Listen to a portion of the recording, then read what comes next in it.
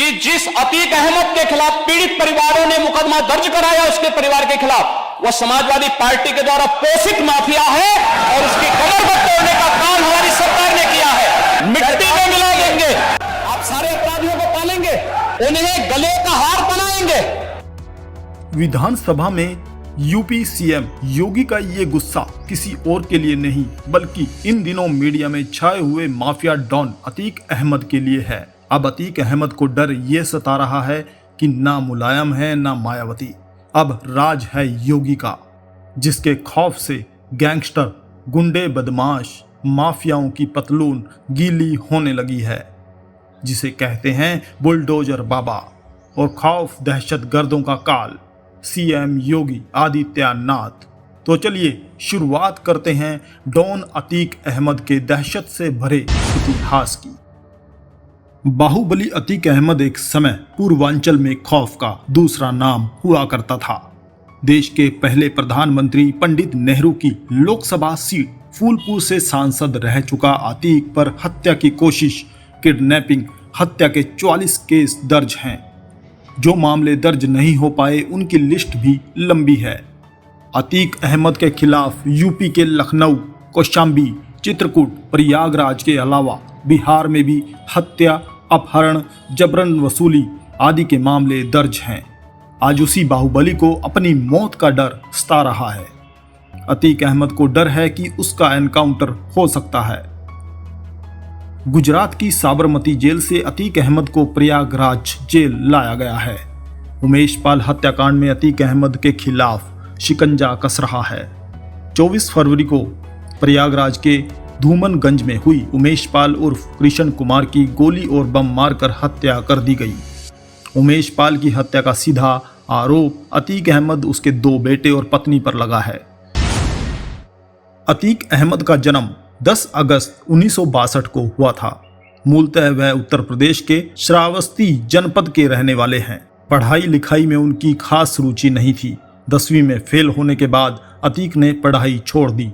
इसके बाद अतीक जुर्म के ऐसे रास्ते पर निकल गए जिसमें वापसी की कोई गुंजाइश नहीं थी। अतीक अहमद के पिता फिरोज अहमद तांगा चलाते थे। इसी से वह पूरे परिवार का पालन पोषण करते थे। घर के हालात बेहद ठीक नहीं थे। अतीक पर जल्द से जल्द अमीर बनने का जुनून सवार हो गया।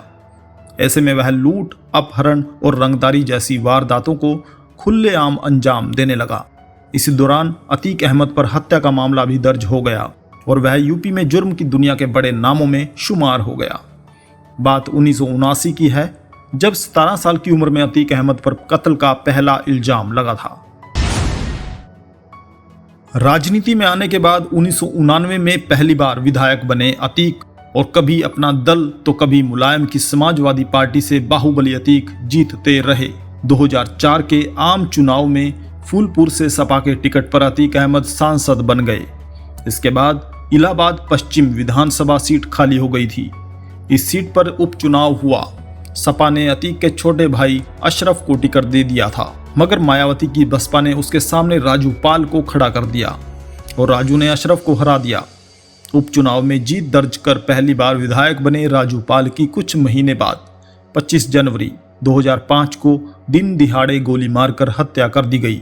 इस हत्याकांड में सीधे तौर पर सांसद अतीक अहमद और उनके भाई अशरफ को आरोपी बनाया गया था और अतीक अहमद की उल्टी गिनती शुरू हो गई थी। साल 2007 में मायावती सरकार ने अतीक अहमद को मोस्ट वांटेड घोषित कर दिया। अतीक अंडरग्राउंड हो गया और इनामी सांसद बन गया। इनामी सांसद की गिरफ्तारी के लिए पूरे देश में अलर्ट जारी किया गया, लेकिन मायावती के डर से अतीक अहमद ने दिल्ली में समर्पण करना बेहतर समझा।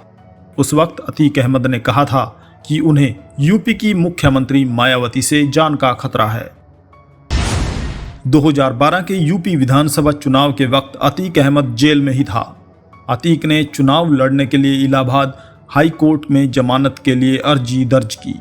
अतीक अहमद का खौफ इतना था कि हाई कोर्ट के 10 जजों ने केस की सुनवाई से ही खुद को अलग कर लिया। 11वें जज ने सुनवाई की और जमानत मिल गई। हालांकि इस चुनाव में अतीक अहमद की हार हुई। अतीक अहमद ने इसके बाद 2019 के आम चुनाव में जेल से ही वाराणसी सीट पर मोदी के खिलाफ चुनाव लड़ा। इस बार भी उन्हें हार का मुंह देखना पड़ा।